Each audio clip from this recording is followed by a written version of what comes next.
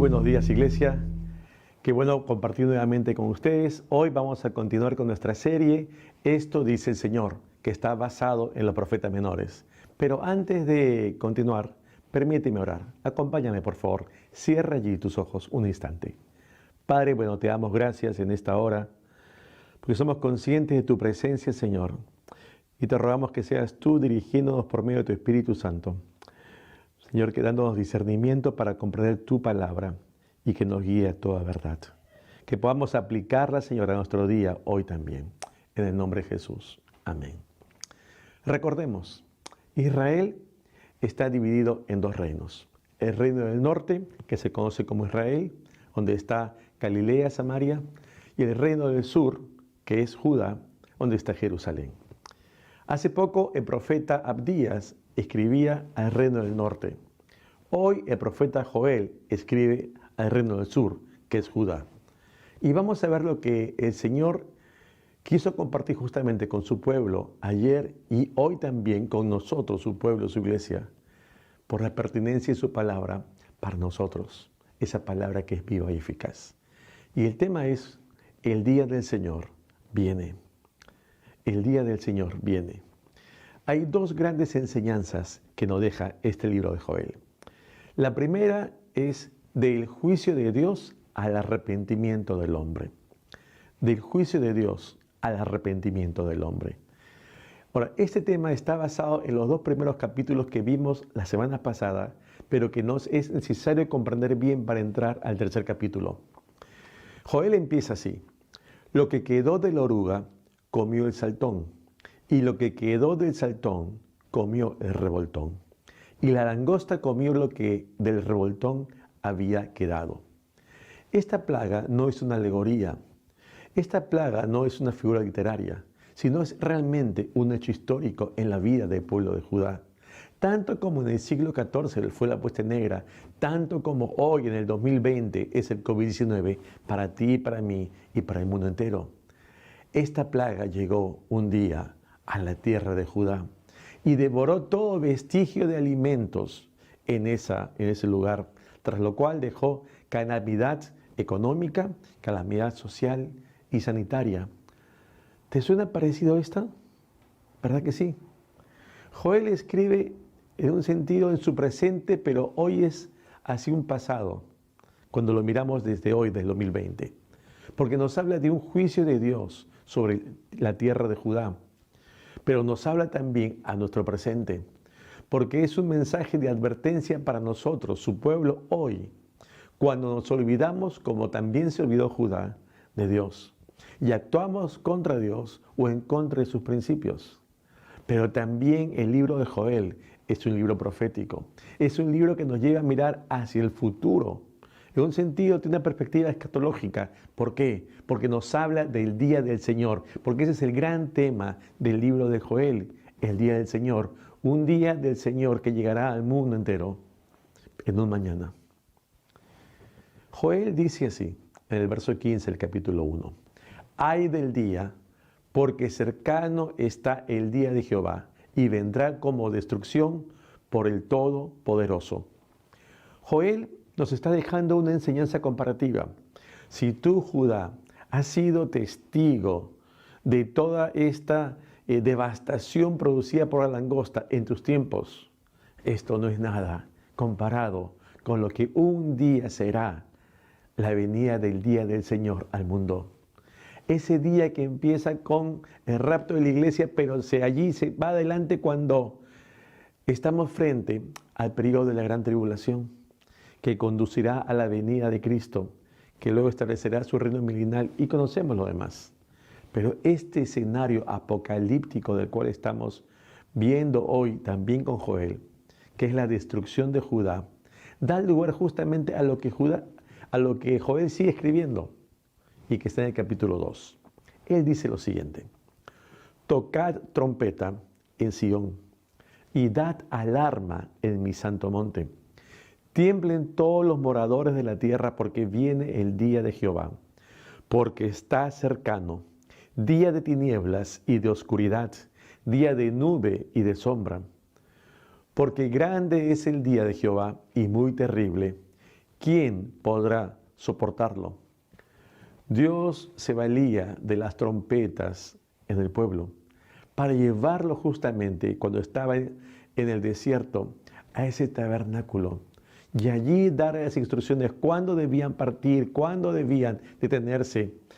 Ese toque de trompetas servía como alarma cuando había un peligro. Ese toque de trompetas servía cuando debían ingresar a la tierra prometida o no.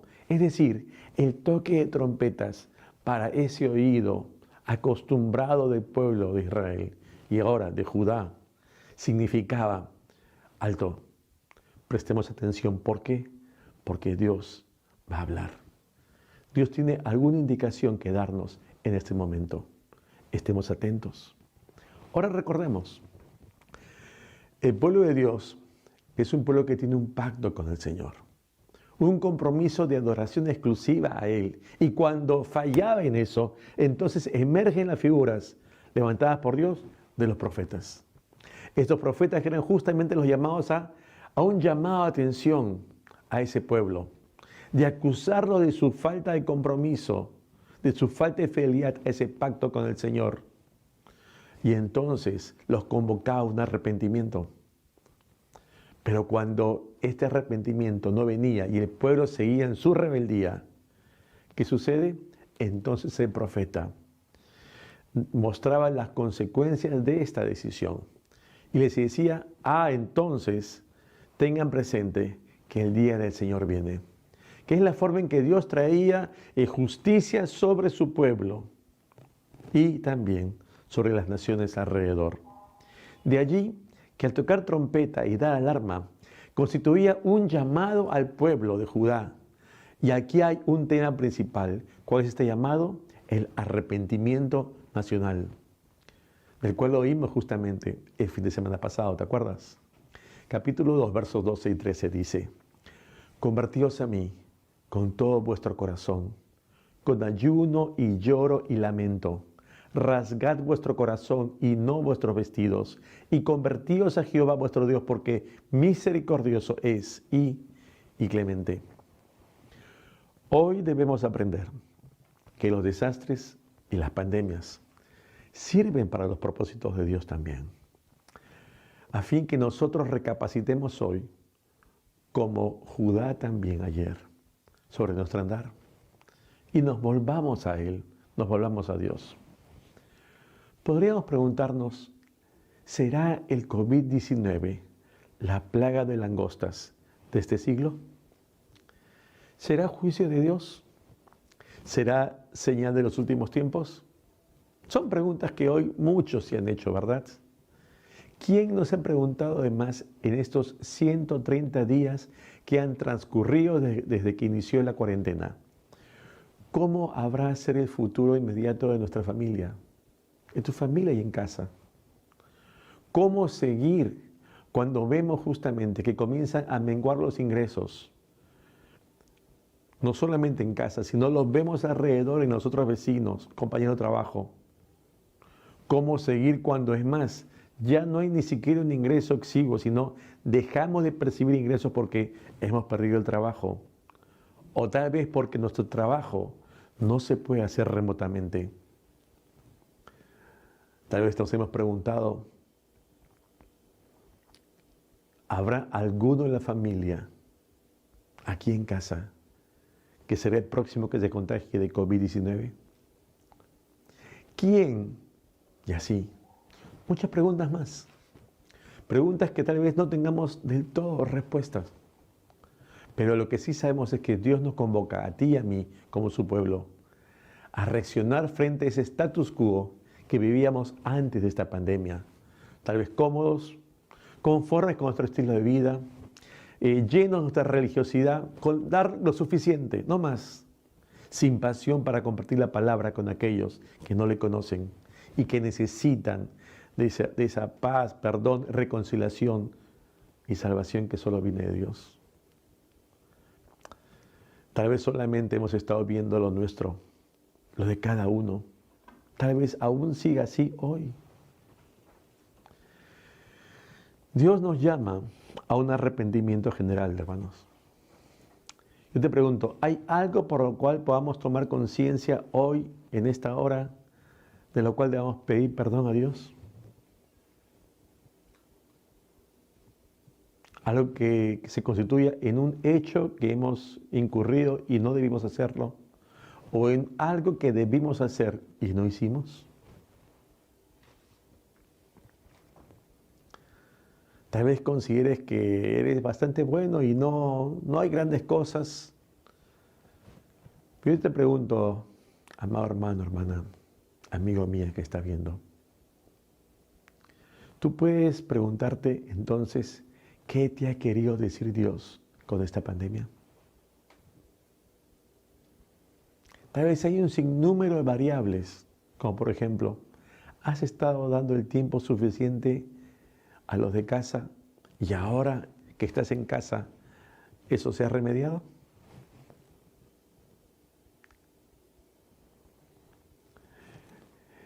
La primera enseñanza que nos deja este libro de Joel es del juicio de Dios al arrepentimiento del hombre.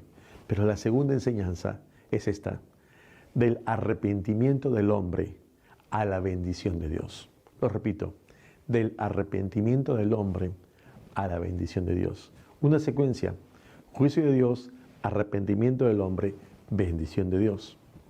La respuesta de Dios al arrepentimiento de su pueblo, nosotros, va a dar lugar a que no veamos ya ahora delante nuestro un juicio, su castigo, sino que vamos a ver más bien su bendición. Ahora, no estoy hablando del Evangelio de Prosperidad. Lo que yo estoy hablando es poder ver su mano de fidelidad por su misericordia en nuestra familia, en nuestras vidas. Y esta bendición de la que habla Joel en esta segunda sección de su libro, no inicia en el capítulo 3, verso 1, sino inicia antes. Verso 18 de capítulo 2 en adelante, dice Joel lo siguiente: y Jehová, solícito por su tierra, perdonará a su pueblo. Responderá Jehová y dirá a su pueblo: he aquí, yo os envío pan, mosto y aceite, y seréis saciados de ellos, y nunca más os pondré en oprobio entre las naciones. Y haré alejar de vosotros al del norte, y lo echaré en tierra seca y desierta. Tierra, no temas, alégrate y gózate, porque Jehová hará grandes cosas. Animales del campo, no temáis, porque los pastos del desierto reverdecerán, porque los árboles llevarán su fruto, la higuera y la vid darán sus frutos. Joel anuncia la devastación, justamente, ocasionada por las langostas en todo el territorio de Judá. Pero esto va a terminar. ¿Por qué? Porque nuestro Dios interviene. Y en Él siempre hay esperanza. Una esperanza de un cambio radical en la situación de ese presente que nos agobia. Recuérdalo. Frente a toda debacle que se acontezca delante nuestro, Dios interviene. Y aquí, como lo cita Joel, va a prometer esa lluvia temprana de octubre y esa lluvia tardía de abril, para asegurar ¿qué cosa? A su pueblo la nueva cosecha. La deforestación y la falta de insumos con las cuales el pueblo necesitaba para comer, ahora va a ser satisfecha. ¿Por qué? Por estos nuevos campos que van a ser fructíferos. Producto del esfuerzo humano, no, sino de la gracia de Dios que vino del cielo a la tierra para su pueblo. Hermano, no cesemos de confiar en nuestro Dios. Él es fiel y su misericordia para siempre. En medio de la escasez de hoy, ¿sabes qué? De las magras proyecciones económicas, de la depresión financiera que pueda haber, aférrate a sus promesas. Sigue confiando en Él. Sigue confiando en Él. No desfallezcas. ¿Por qué? Porque Dios está en control. No lo olvides. Dios está en control. Y haz tuya aquellas palabras que citara el profeta Jeremías en Lamentaciones 3. Porque nunca decayeron sus misericordias. Nuevas son cada mañana. Grande es tu fidelidad. Dime si no es hermoso esto. Y la primera bendición que vemos en esta sección de Joel es que Dios es y seguirá siendo quien nos sostiene. Él es nuestro proveedor. Él es quien se encarga y se encargará del sustento de nuestro hogar. No lo olvides. Pero Joel también dice lo siguiente, capítulo 2, verso 28. Y después de esto, derramaré mi espíritu sobre toda carne, y profetizarán vuestros hijos y vuestras hijas. Vuestros ancianos soñarán sueños, y vuestros jóvenes verán visiones. Joel está profetizando la presencia de Dios entre su pueblo, no para su día, sino hacia más adelante, donde lo lógico y lo entendible en su momento es que el pueblo era consciente de la presencia de Dios cuando estaba allí en el templo. Y esa era la figura que tenían ellos, esa concepción. Pero ahora Joel está diciéndolos, ojo, que esa presencia se daría a plenitud en la vida individual de cada integrante de su pueblo. Es interesante que esta bendición no experimentada ayer, hoy ya es una realidad. Pablo lo fija así en el libro de Efesios. En él también vosotros, y habla cuando estamos nosotros en Cristo, habiendo oído la palabra de verdad, el evangelio de vuestra salvación, y habiendo creído en él, en Cristo, fuisteis sellados con el Espíritu Santo de la promesa. Dime si no es precioso esto. Esto que no fue visible entre el pueblo Judá, hoy es visible en esa iglesia naciente que está en Hechos 2. Y justamente Pedro, cuando explica allí a los judíos que están delante de esta iglesia, les dice, esto que ustedes ven y oyen, ¿qué cosa es? Es producto del cumplimiento de la profecía de Joel. Y esa es la misma certeza que, hermano, tú y yo debemos tener en este día. Que como creyentes somos templo del Espíritu Santo. Y como creyentes estamos seguros que el amor de Dios ha sido derramado en nuestros corazones. ¿Por quién? Por ese Espíritu Santo justamente que nos fue dado. Porque eso es lo que dice el apóstol Pablo en Romanos 5. Aferremos de esas promesas y esas que nos dan convicciones. Y eso es justamente, esto es lo que constituye la segunda gran bendición que nos da Joel. ¿Te das cuenta que como creyentes tenemos este privilegio que otros antes lo hubieran querido tener? El Espíritu Santo intercede por nosotros con gemidos indecibles ante el Padre. El Espíritu Santo nos redarguye de pecado. Cuando hacemos cosas que no son las adecuadas, no son correctas, cuando incurrimos en pecado. El Espíritu Santo hace morir en nosotros las obras de la carne. El Espíritu Santo nos lleva a toda verdad. Dime si no es grande tener esta bendición como hijos de Dios. Joel continúa. Y el capítulo 3 dice lo siguiente. Porque he aquí que en aquellos días y en aquel tiempo en que haré volver la cautividad de Judá y de Jerusalén, reuniré a todas las naciones y las haré descender al valle de Josafat. Y allí entraré en juicio con ellas a causa de mi pueblo y de Israel, mi heredad. Dios, al considerar a su pueblo, hará justicia contra todos aquellos pueblos que la avasallaron en alguna oportunidad, que la afrentaron de diversas maneras, porque Dios es justo. Y Él no tendrá por inocente al culpable, no lo olvides. Joel, además, aquí en su libro, de manera profética, al ver las langostas, Él las asemeja a esas naciones justamente que devastaron y oprimieron a su pueblo. Y cita entonces Joel cómo Dios va a intervenir y va a actuar en contra de ellas y luego va a resarcir el mal que ocasionaron. De la misma manera, en el ámbito personal, Dios es quien nos hace justicia, hermano. En caso de haber sufrido alguna afrenta, Él nos vindicará. Recuerda las palabras de David en el Salmo 3. Mas tú, Jehová, eres escudo alrededor de mí, mi gloria y el que levanta mi cabeza. Y esta es la tercera bendición que nos deja el libro de Joel, que tenemos un Dios que hace justicia. No lo olvides. Hay un juicio de Dios sobre toda carne y nadie estará exento de ello. fue ayer, es hoy, lo será mañana. Porque esta labor de ese escrutinio de Dios es de continuo para con todos aquellos que hemos sido criados a su imagen y semejanza. La pregunta es, ¿estamos listos para ello? Finalmente, Joel, hacia el final de su libro, cita lo siguiente.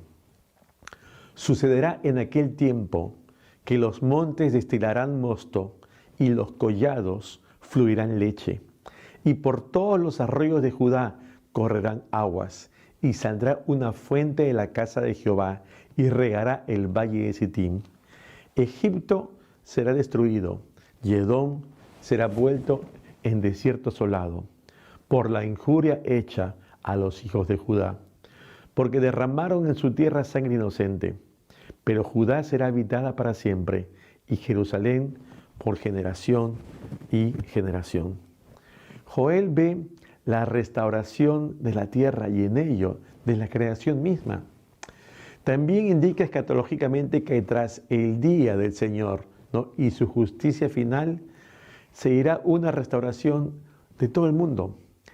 Ese cielo nuevo y tierra nueva del cual hemos oído y leído, dando origen así a una nueva etapa para su pueblo, vivir en comunión con Dios por toda la eternidad.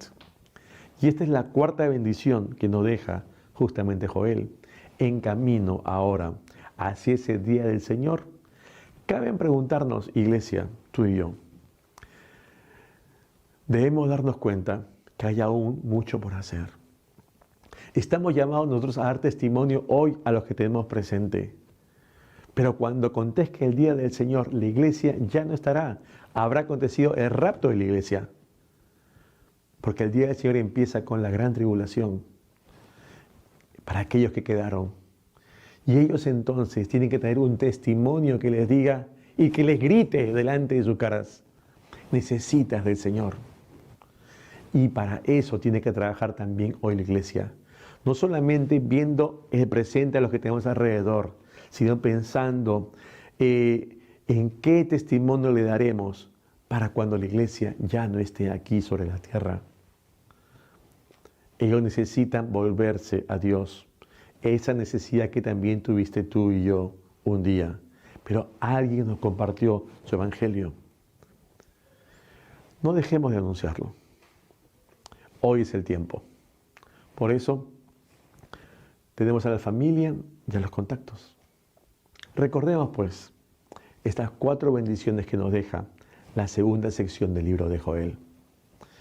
Dios se encarga de nuestro sustento. Dios nos ha dado su Espíritu Santo. Dios nos hace justicia y Dios nos da la esperanza de un mañana con Él por toda la eternidad. Gracias al Señor por ello. Vamos a orar. Te invito a inclinar tu rostro ahí un instante. Padre bueno, te damos gracias esta mañana por tu palabra.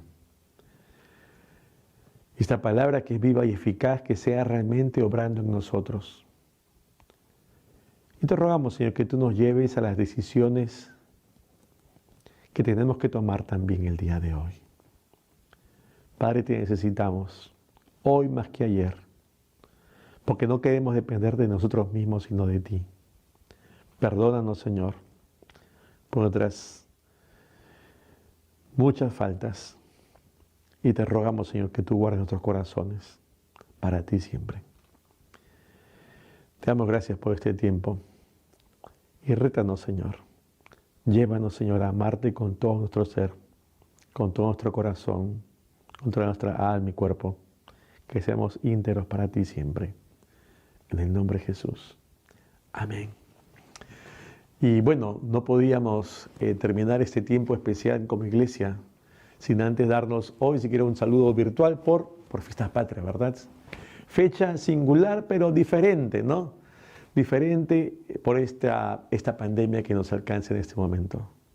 Pero realmente es el deseo de nuestro, del Coro Pastoral, del Consejo Administrativo, que la gracia y la bendición de Dios sea sobre ti, sobre tu familia. El Señor te guarde y te bendiga. Hasta la próxima semana.